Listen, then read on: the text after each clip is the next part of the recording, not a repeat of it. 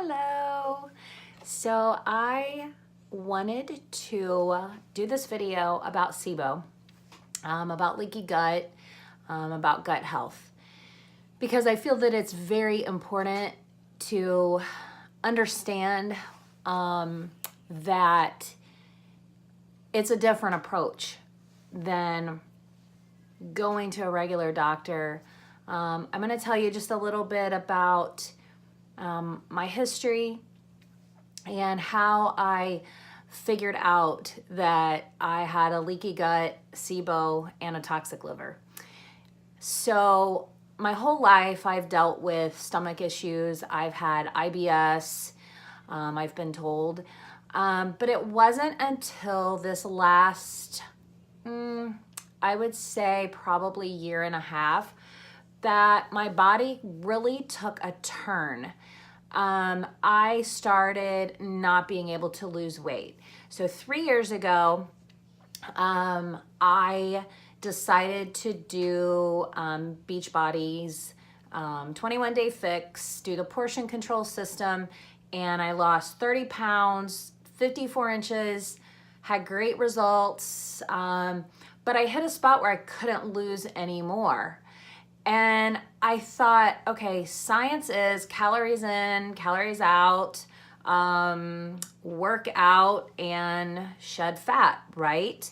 Eat healthy. I was changing the way I had done things, but I just couldn't get any more weight off. Well, I was told that at that point I was going into perimenopause, and okay, so I chalked it up to hormones. So then, I'd say maybe a year later, which was about a year and a half ago, I was told I was in menopause. So I was put on bioidentical hormone cream. It was a combination of low estrogen, progesterone, and some testosterone. Felt a little better, but not great. But about a year ago, this is February 2019, and about a year ago, I had finished the 80-day obsession workout and noticed like I only had lost like 6 pounds and really hadn't changed. And my weight started going up, and I was like, this isn't right. Like, that's not okay. Science says you follow this meal plan and you do the workout, and that workout's a really hard workout. I should be seeing results, and I just wasn't seeing results. So I decided to get blood work done and go back to my gynecologist. My gynecologist told me, you're in menopause, you're just gonna gain weight. I wasn't okay with that. I will never be okay with that, and I will tell you why I will never be okay with that. Then I had a full panel of blood work done. I mean, it was pages of blood work, results. And my doctor was like, Susan, it's perfection. There's nothing there. Do you imagine the feeling that I had of wanting something to be there, really? But glad that there wasn't. I wanted a reason why I was gaining weight, and nothing was showing up. So about 6 months ago, I felt like I was just ill. I say that I felt like I was 80 years old and a 47-year-old body. My face changed. I had circles. I felt puffy. And I started rapidly gaining weight. I mean, we're talking 20 pounds in 4 months, all while eating healthy. There were times I gave up and I was like, give me a damn donut, right? But then I would be, I'm sorry, I've got itchy nose. But I would realize something wasn't right. So I went back to my gynecologist, and she's like, oh, just double the cream. Well, I'm hot at night. I'm so hot, I can't sleep. So why would I double the cream that feel like it's making me hot? So I decided I was gonna back off of that probably wasn't the best thing for me. And then I found out about a functional doctor from a friend of mine. I'm a hairdresser, and she came and sat in my chair, and she said that she had been going there, and I was like, oh my gosh, like, I need this lady's name. So I went, had blood work done. A few things came back hormonally that were off, and they said, you know, if this comes back, if you don't see any more results after a few weeks, call us. The next route is a food sensitivity test, and we'll see where we're at there. So fast forward, I had the food sensitivity test done, went back in, showed I had a lot of food sensitivities. So I basically went on a paleo diet. I took out gluten, dairy, eggs, and nuts because I had a lot of food sensitivities there. When I took those out, I still battled a lot of bloating. See, what that showed with the food sensitivity test was that I had a leaky gut.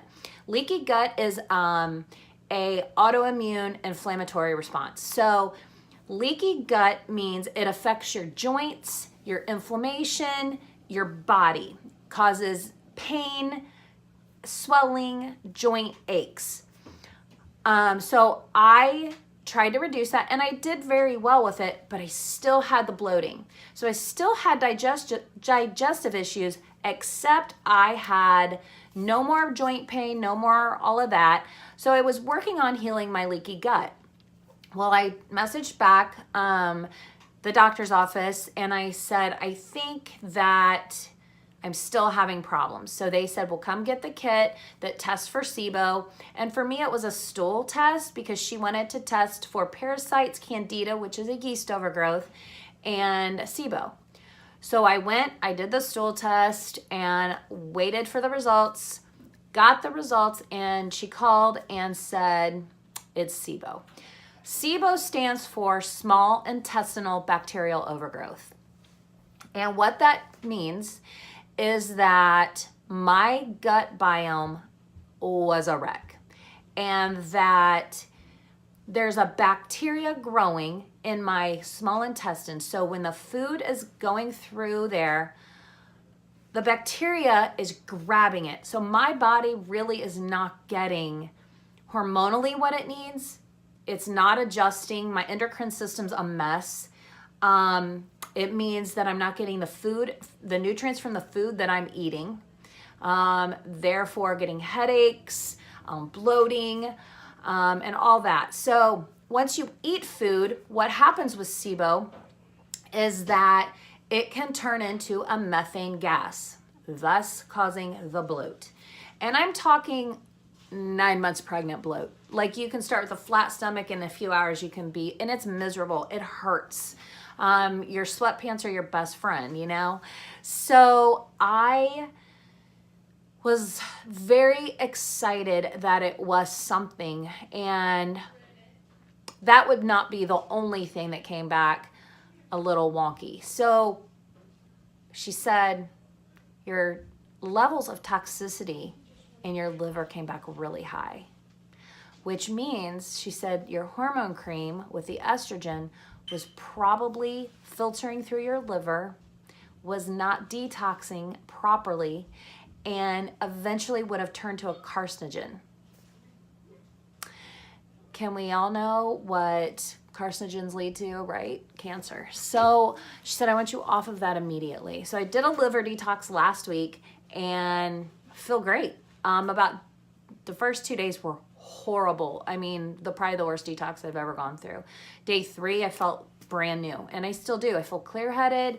I have a lot of energy. I actually I just worked out and did a bunch of stuff yesterday, which I couldn't do. I felt like I was just slowly dying. I was ill, and I couldn't make myself do anything. So the treatment for SIBO will be this. Once I get my antibiotic and the insurance decides to approve it, which is Xifaxan, I will start taking that for 2 weeks. I will stay on a regular diet because they want that bacteria at full force, you know, so that the antibiotic can kill off the largest particles of the bacteria. And the Xifaxan is not an overall antibiotic, doesn't affect your whole body. It just takes care of the stomach. the intestinal problems. So that's why I'm going on Xifaxan, excuse me. But after that, 2 weeks after that, I will go on a low FODMAP diet. And you'll have to just look that up. I can't even pronounce what it is, but it's extremely intricate in foods that keep sugar and all that stuff down to a minimum. Anything that bacteria can feed off of, it's not there. So they want me to do this so that it's not, the bacteria is at full force the first 2 weeks while the antibiotics are working. 2 weeks after I'm off the antibiotics, they want that diet so that the rest of the bacteria will die off in hopes that we don't have to redo this process, as a lot of people do. And then after that, for 3 weeks, after those 2 weeks of the low FODMAP, I will have to go on a stoplight diet. And it's super picky. After that, I will then reintroduce foods. So it's a very long process, but I can't tell you how relieved I am to know that that is the reason for probably the weight gain, because that is a stress on your body. It raises your cortisol, it changes your insulin. If my liver wasn't functioning properly, my insulin wasn't working right. Everything was not functioning how it was meant to function. So when things are not functioning properly, your body's not going to work like it should. So therefore is my reason why I fought for the answers. If you are battling something, do not stop until you find an answer, because if I would have stopped, and I started to settle for, I guess this is just being 47 and I just have to deal with these results. And I couldn't let myself do it. My gut instinct just kept saying, Susan, you're a fighter. There are people out there that are going to need this result. They're going to need you to fight for the answer. And so I did. And I found it. So I will keep posting my journey here. And I hope that if you come across this video, that you reach out to me on my Instagram. It's at Susan Meehan, lower score, slash. So not slash, but just, the line, just the line. I don't even know what that's called. It doesn't matter. Or reach out to me on Facebook. I'm just Susan Meehan. It's a public page. So I hope that I continue to heal, and I will just keep posting my journey. I keep working out. I keep showing up. I keep eating well, and taking care of my health is most important. And so I hope if you come across this, it helps you. Thanks.